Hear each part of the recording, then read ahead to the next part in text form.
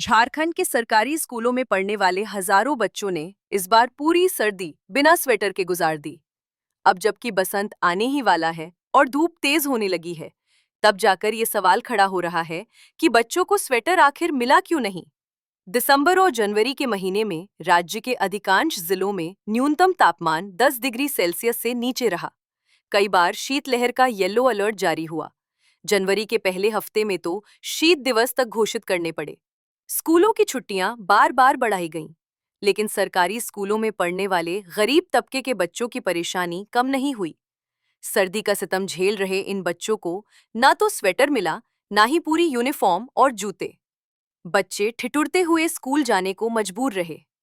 ये हाल तब है जब सितंबर 2025 में ही झारखंड शिक्षा परियोजना परिषद की ओर से यूनिफॉर्म वितरण के लिए बजट तैयार कर लिया गया था। ये लापरवाही है, सरकारी उदासीनता है, या फिर पैसों की कमी? कारण चाहे जो भी हो, सच्चाई यही है कि बच्चों की सर्दी कांपते हुए बीती। जबकि नियम के मुताबिक एक वित्तीय वर्ष में प्रत्येक बच्चे को 2 जोड़ी पोशाक, 1 जोड़ी जूते मोजे और एक स्वेटर मिलना चाहिए। इसके लिए प्रति बच्चा 600 रुपए का प्रावधान है, जो इस साल स्कूलों तक पहुंचा ही नहीं। दिलचस्प बात यह है कि इसी एक साल में दूसरी तमाम योजनाएं चलीं।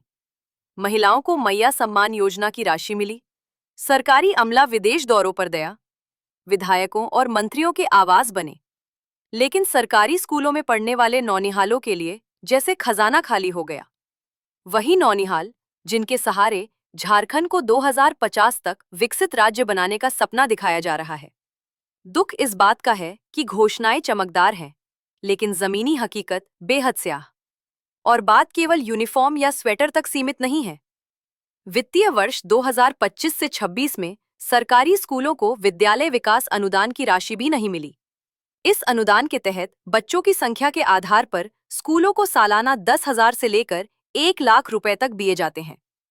इसी पैसे से स्कूलों में रंग रोगन, स्टेशनरी की खरीद, दीवारों पर वर्णमाला गिनती लिखवाना, बेंच डेस्क की मरम्मत, लाइब्रेरी का रख रखाव, फर्नीचर की खरीद, फोटोकॉपी जैसे जरूरी काम और स्कूल समारोहों का आयोजन होता है। सीधे शब्दों में कहें तो स्कूल को स्कूल जैसा बनाए रखने का पूरा खर्च इसी राशि से चलता है। लेकिन इस साल यह पैसा स्कूलों तक पहुंचा ही नहीं। नतीजा ये हुआ कि कई जगह शिक्षक अपनी जेब से खर्च करने को मजबूर हुए।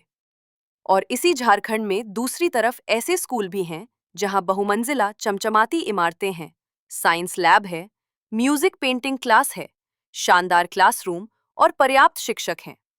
एक ओर निजी और चुनिंदा स्कूलों की चकाचौंध, दूसरी ओर सरकारी स्कूल जिनके पास बुनियादी मरम्मत तक के पैसे नहीं। इंडिया और भारत का फर्क अगर समझना हो तो झारखंड का शिक्षा तंत्र ही काफी है। ऐसे में जब सत्ता ये दावा करती है कि बच्चों को सीबीएसई पैटर्न पर अंग्रेजी माध्यम की गुणवत्तापूर्ण शिक्षा दी जा रही है, तो ये दावा कई सवाल खड़े करता है।